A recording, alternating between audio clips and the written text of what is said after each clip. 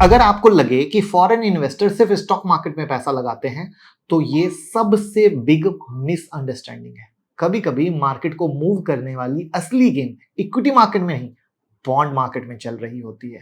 और अब इंडिया एक ऐसा स्टेप कंसीडर कर रहा है जिससे फॉरेन इन्वेस्टर के लिए इंडियन बॉन्ड ज्यादा प्रॉफिटेबल बन सकते हैं। तो अब समझिए स्टेप क्या है। तो ऐसी बात चल रही है बट अभी तक ऑफिशियल नहीं है, बट बात चल रही है कि फॉरेन इन्वेस्टर के बॉन्ड इनकम पर टैक्स कम करना। सुनने में न्यूज बोरिंग लग सकती है, लेकिन इसका impact rupees, banking stock, bond related company और ओवरऑल स्टॉक मार्केट सेंटिमेंट्स पर आ सकता है। अगर ये डिसीजन फाइनल होता है तो इंडिया में फॉरेन मनी का फ्लो भी आ सकता है, और फॉरेन मनी बढ़ा तो मार्केट का मूड, माहौल सब बदल जाएगा। तो चलिए समझते हैं कि भैया बॉन्ड टैक्स कट का स्टॉक मार्केट से क्या कनेक्शन है। तो नमस्कार दोस्तों, मैं मुकुल अग्रवाल। आज हम एक ऐसी पॉलिसी न्यूज को डिकोड करेंगे जो डायरेक्ट आपके लिए अनाउंस नहीं हुई है, लेकिन इनडायरेक्टली रिटेल इन्वेस्टर के यानी आपके पोर्टफोलियो को इंपैक्ट कर सकती है। तो रिपोर्ट के अनुसार सरकार फॉरेन इन्वेस्टर को अट्रैक्ट करने के लिए बॉन्ड मार्केट में टैक्स कट का बिग स्टेप कंसीडर कर रही है। इसका मेन पर्पस है इंडियन बॉन्ड मार्केट को ग्लोबल इन्वेस्टर के लिए अट्रैक्टिव बनाना, रुपीज पर प्रेशर कम करना और फॉरेन कैपिटल इनफ्लो को सपोर्ट करना। तो अब यहाँ सबसे इंपॉर्टेंट सवाल ये है कि अगर टैक्स कट बॉन्ड में होगा तो स्टॉक मार्केट क्यों रिएक्ट करेगा? क्यों banking stock, PSU bank, NBFC और bond link company suddenly focus में आ सकती है? और क्या ये न्यूज मार्केट के लिए जेन्युइन पॉजिटिव ट्रिगर है या सिर्फ शॉर्ट टर्म एक्साइटमेंट? पूरा डिटेल में एग्जांपल के साथ समझेंगे। तो चलिए स्टार्ट करते हैं। तो इंडियन गवर्नमेंट फॉरेन इन्वेस्टर के लिए इंडियन बॉन्ड में इन्वेस्टमेंट को अट्रैक्ट करना चाहती है। बॉन्ड का मतलब होता है सरकार या कंपनी इन्वेस्टर से पैसा बोरो करती है, बदले में फिक्स इंटरेस्ट देती है। अगर foreign investor Indian government bond या कॉर्पोरेट बॉन्ड खरीदते हैं तो उनको इंटरेस्ट इनकम मिलती है। इस इंटरेस्ट इनकम पर टैक्स लगता है। अब रिपोर्ट के अकॉर्डिंग सरकार इसी टैक्स बर्डन को रिड्यूस करने पर विचार कर रही है। मतलब फॉरेन इन्वेस्टर अगर इंडिया के बॉन्ड में पैसा लगाए तो टैक्स के बाद उनके हाथ में ज्यादा रिटर्न बच सकता है जो बच नहीं रहा था। और फॉरेन इन्वेस्टर के लिए सबसे इंपॉर्टेंट चीज होती है नेट रिटर्न, ग्रॉस रिटर्न नहीं, ये समझ लीजिएगा। अब टैक्स के बाद कितना बचा, करेंसी रिस्क के बाद कितना बचा और रिस्क के कंपैरिजन में कितना बचा, ये सब इंपॉर्टेंट आता है, क्योंकि यही वो फाइनल कंक्लूजन है जिस पे फॉरेन इन्वेस्टर ये डिसाइड करते हैं कि इंडियन बॉन्ड अट्रैक्टिव है या नहीं। तो अब इसको सिंपल एग्जांपल से समझिए कि मान लीजिए एक फॉरेन इन्वेस्टर इंडिया के गवर्नमेंट बॉन्ड में 100 करोड़ इन्वेस्ट करना चाहता है। यूएस बॉन्ड पर मान लो उसको 7% एनुअल इंटरेस्ट मिल रहा है, तो एक साल में उसकी इंटरेस्ट इनकम होगी 100 करोड़ का 7% यानी 7 करोड़ बराबर।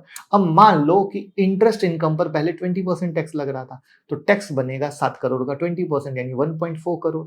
करेक्ट, यहां तक हिसाब सही है। यानी इन्वेस्टर के हाथ में टैक्स के बाद बचता था 7 में से माइनस कर दीजिए 1.4, तो कितना बचेगा 5.6 सीआर। अब अगर गवर्नमेंट ये टैक्स 20% से रिड्यूस करके, एक एग्जांपल के लिए बोल रहा हूं, 10% कर दे, तो 7 का 10% यानी 7 करोड़ का 7 सीआर का 10% 70 लाख हुआ। यानी इन्वेस्टर के हाथ में बचेगा 7 सीआर माइनस 70 लाख 6.3 करोड़। अब डिफरेंस देखो, पहले कहां मिल रहा था 5.6 सीआर, टैक्स कट के बाद मिल रहा है 6.3 सीआर, यानी same investment, same bond, same interest rate, लेकिन सिर्फ टैक्स कम होने से अर्निंग बढ़ गई। अब फॉरेन इन्वेस्टर इसी एक्स्ट्रा रिटर्न के लिए कंट्री चूज करता है। वो देखता है अमेरिका में कितना रिटर्न मिल रहा है, इंडिया में टैक्स के बाद कितना रिटर्न मिल रहा है, करेंसी रिस्क के बाद कितना बचेगा, क्योंकि हमारा रुपया कमजोर भी तो हो रहा है ना।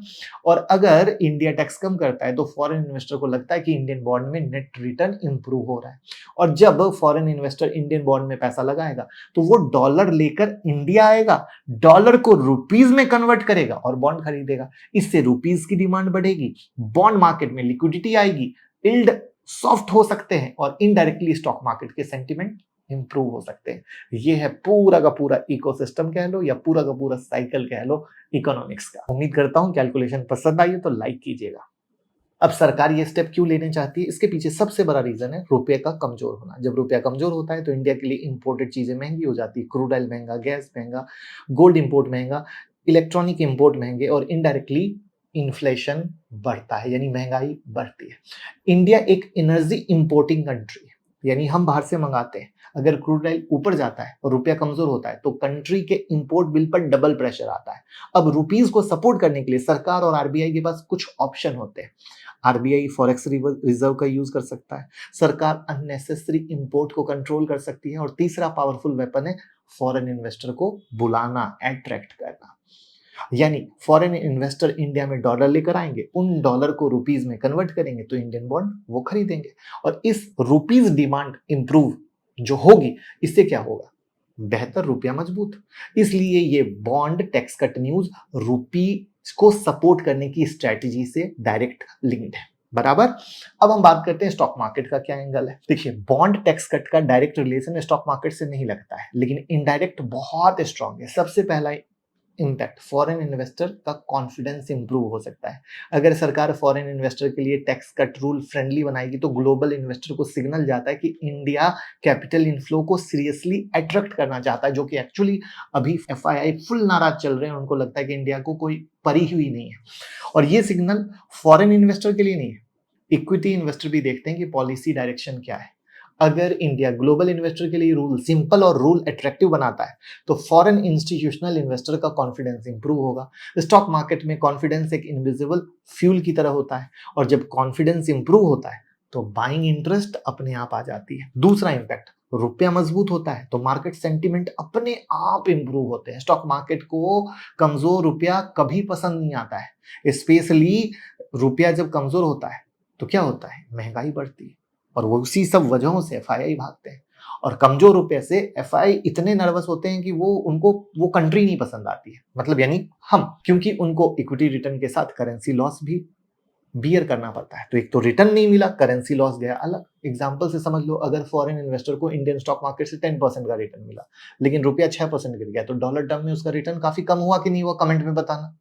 इसलिए फॉरेन इन्वेस्टर रुपीज स्टेबिलिटी को क्लोज ट्रैक करते हैं, और इसीलिए वो पैसा नहीं लगाते इंडियन मार्केट में, क्योंकि रुपया लगातार कमजोर हो रहा है। अगर बॉन्ड टैक्स कट के बाद फॉरेन इनफ्लो बढ़े और रुपीज को सपोर्ट मिलता है तो इक्विटी मार्केट के लिए पॉजिटिव साइन होता है।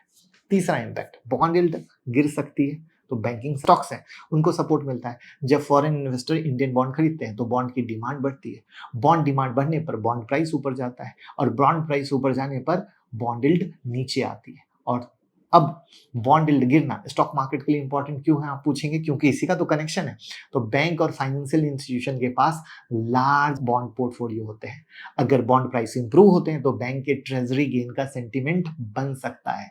इसलिए बैंकिंग और फाइनेंशियल स्टॉक्स को सपोर्ट मिलता है, स्पेशली पीएसयू चले जाओ, ट्रेजरी हेवी बैंक चले जाओ, फाइनेंशियल कंपनी पे चले जाओ। तो ये वो सेक्टर होते हैं जिस पर नजर देखनी चाहिए, और इसी को बोलते हैं माइक्रो मैक्रो। जब तक आप ये नहीं समझोगे ना, आप कभी स्टॉक मार्केट में पैसा नहीं कमा सकते। लोगों को लगता है कि हमने टिप्स ले ली उससे, नहीं दोस्त। चौथा इंपैक्ट है, बॉन्ड रिलेटेड स्टॉक में डायरेक्ट एक्शन आ सकता है।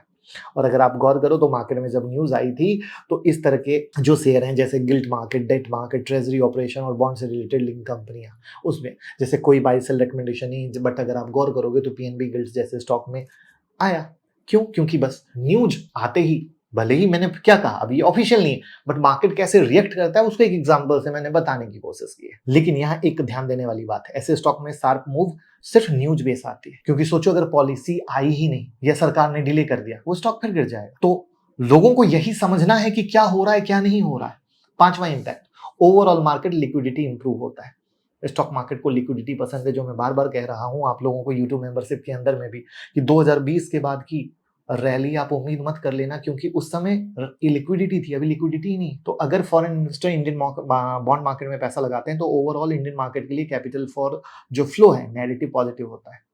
पहले बॉन्ड मार्केट में पैसा, फिर रुपया मजबूत, फिर फॉरेन इन्वेस्टर का इंडियन व्यू इंप्रूव होता है कि नहीं बहुत अच्छा है, फिर इक्विटी मार्केट में रिस्क एपेटाइट बढ़ती है।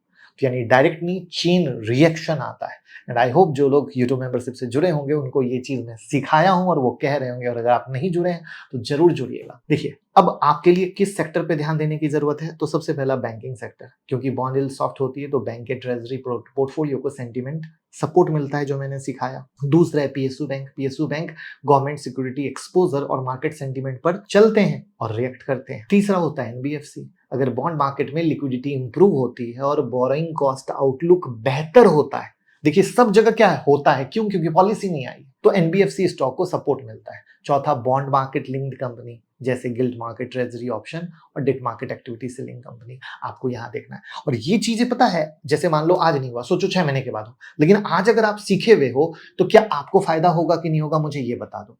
क्योंकि आज आपने जब ये सीख लिया कि बॉन्ड पे टैक्स कट से एफआईआई को बुलाने से कैसे फायदा होगा, तो ये सारी लर्निंग को अगर आप नोट करते चले जाओगे, आप एक बेहतर ट्रेडर, बेहतर इन्वेस्टर बन सकते हो। तो याद रखिए कि ये पॉजिटिव सिग्नल जरूर है, बट ये कहीं ना कहीं सिर्फ शॉर्ट टर्म की कहानी है। लॉन्ग टर्म में जितनी भी कहानी बनती है वो ओवरऑल बड़े पिक्चर पे बनती है। तो ये अगर आता भी है तो शॉर्ट टर्म का सेंटिमेंट इंप्रूव करेगा, लॉन्ग टर्म की कहानी बाकी सब कंपनियां कैसे इंप्रूव हो रही हैं, किस तरीके से रुपीज और मजबूत हो रहा है, किस तरीके से कैपेक्स हो रहा है, किस तरीके से कितनी हाई वोल्टेज के साथ एफआईआई इन्वेस्टमेंट कर रहे हैं, वो बहुत बड़ा साइकिल होता है, वो उसके बेस की कहानी। और वहां पर हमें इंडिया ग्रोथ स्टोरी लगती है। तो अगर आपको इंडिया ग्रोथ स्टोरी भी लगती है तो कमेंट में बताएं इंडिया। वीडियो शेयर करें, डीमेट अकाउंट, क्रिप्टो में अकाउंट और म्यूचुअल फंड में इन्वेस्ट करके सपोर्ट करें। लिंक डिस्क्रिप्शन और कमेंट में। धन्यवाद।